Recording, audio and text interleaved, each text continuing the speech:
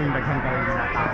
Yes, we do have enough number of buses, both in the Northwest Terminal and Cebu Southwest Terminal. And on top of that, as a matter of fact, we're also fielding 8 additional buses for libreng sakay Ilan na po? for the North or the South.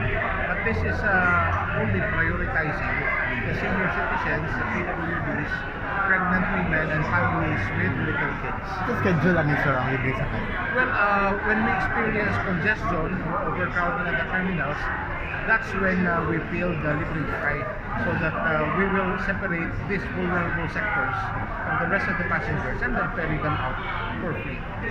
Sir, so do we have enough, sir, or we need additional bus for kaning regular na buses natin? As of now, we have enough, and I understand that the LTFRB has also granted special permits already for additional number of buses both in the north and the south. Sir, so kaning special permits meaning sa mga bus companies na natin sila for additional bus na siya? Yes, special permits, meaning to say these are buses from other places that are diverted to serve the passengers in Cebu.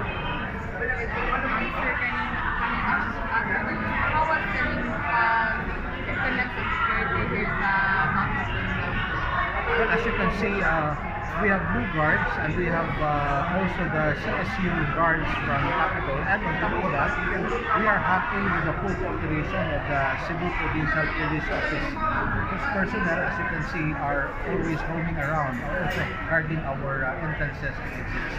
So we are confident that, of course, our terminals are safe and sound for all the passengers.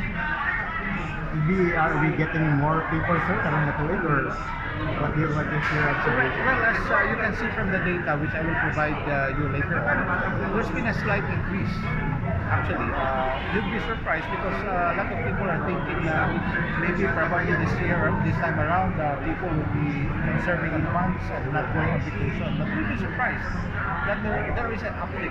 Pero ito si sir nga, nag-bus na lang mga tao, di na lang nag-gamit yung private car. That could also be true, yeah. It could also be contributory. Yes, I would admit this. So far, sir, wala rin nakikita sa nanay din na fake na underbody. Just na dili stop dili sa The colorum. There are no colorums here, and as you can see later, if you want to go to the other parts of the terminal, there are LTO and LTFRB personnel there who are also watching closely all the buses. Sir, what is your message for those who are still going here, planning to go here and stuff? Well, ang hindi ko lang sa kanila is to exercise a little patience, no?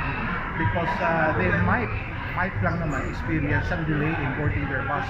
This is because we cannot control traffic outside. The terminal is only a recipient of the buses that will come in. But as to the turnaround of the buses, because of the traffic situation in the municipalities and cities outside of the terminal, there might be some delays. So, a little patience lang naman para sa mga pasahero natin. And anyway, we are confident that you will feel comfortable here in the terminal. We have added more air conditioned units. There are also 3 CRs here, and we have many personnel from the Cebu Provincial Government who have actually been diverted here to augment our existing number of staff so that they will be able to adequately meet the service needs of our passengers. Sir, ano yung mga peak hours na we expect? Peak hours? Peak hours? Peak hours. Peak hours. The peak hours this morning was already a peak hour, but we also presume probably this afternoon because of the declaration of half-day work for some offices and agencies of the government. So most likely after lunch, we'll be able to witness a surge in the number of passengers even up to the evening.